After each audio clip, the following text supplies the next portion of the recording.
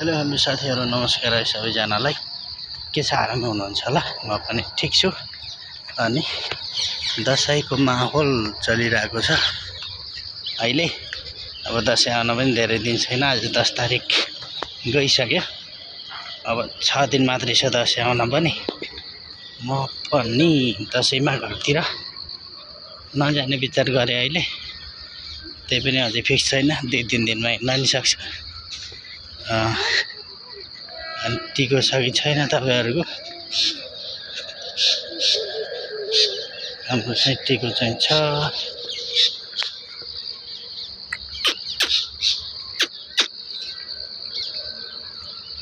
यताबाट बिहानको झुल्के घाम लाग्दैछ। यता माथि हिमाल देखिँदो रहेछ यहाँदेखि।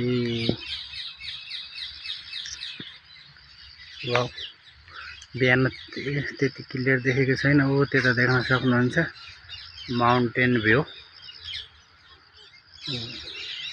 बिस्तारै बिस्तारै हिउँ जम्दै रहेछ यतातिर। वाउ, कस्तो दामी देखेको के यतातिरको पहाड।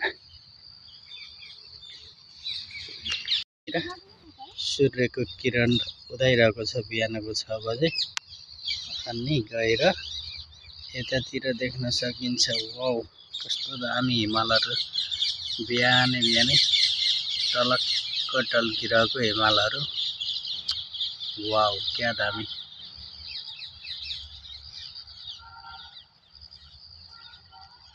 अनि यतातिर पहाड। वाउ,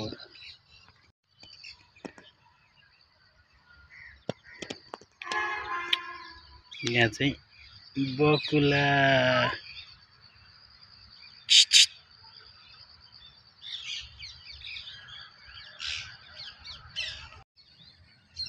यतातिर सारस चराहरू घुमिरहेको छ। म चाहिँ जाँदैछु हाम्रो फार्मतिर। अनि आज 10 गते पनि हो। अब दशैं नजिकै छ।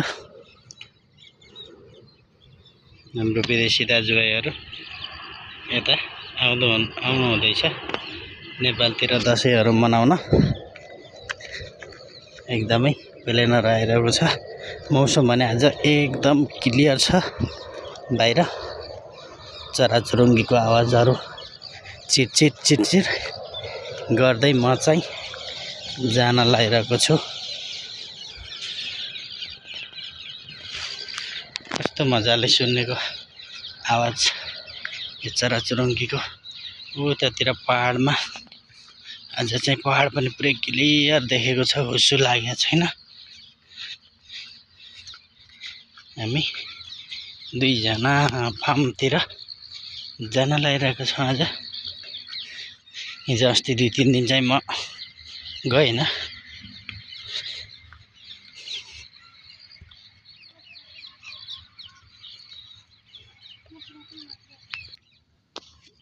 त्यतिर फुल फल्न लागेको छ।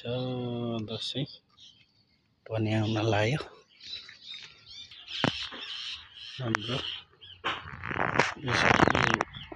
हिरौँलाहरू चाहिँ फल्दैछ यतातिर। यहाँ चाहिँ इस्कुस। वाउ, इस्कुस यसरी झन्डिरहेछ 3-3 वटा। मैले यहाँ मुला लगाएको थिएँ। मुलाहरू चाहिँ अलिअलि उम्रेछ। त्यत्रो बिउ ल्याएर लगाएको पनि त्यति क्लियर नउम्रेको रहेछ। यता चाहिँ गाजर र मुला लगाएको छु। यहाँ पनि थोरै थोरै उम्रिरहेछ फुल। उतातिर पहाडहरू सेतो सेतो क्लियर देखिँदैछ, पुरै हरियो। वाउ, यस्तो दामी पहाडको भ्यू चाहिँ एकदमै दामी देखिँदैछ। बिहानै कुल चिसो मौसम छ। अनि यतापट्टि आएर पातमा कस्तो मजाको शीत। यहाँ चाहिँ येल्लो फुल फुलेछ है। वाउ वाउ दामी दामी यल्लो फुल फुलेछ यतातिर तर नाम चाहिँ के हो थाहा भएन मलाई यसको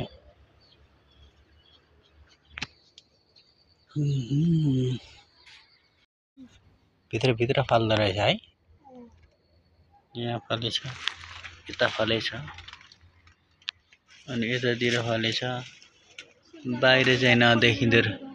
बाहिर चाहिँ नदेखिँदो रहेछ कि भित्र भित्र फल्दो रहेछ यहाँ छ ठुलो एउटा टिप्ने यता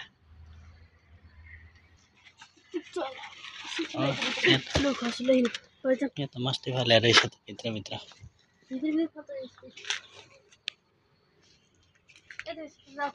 खै कति टिप्यो हेर त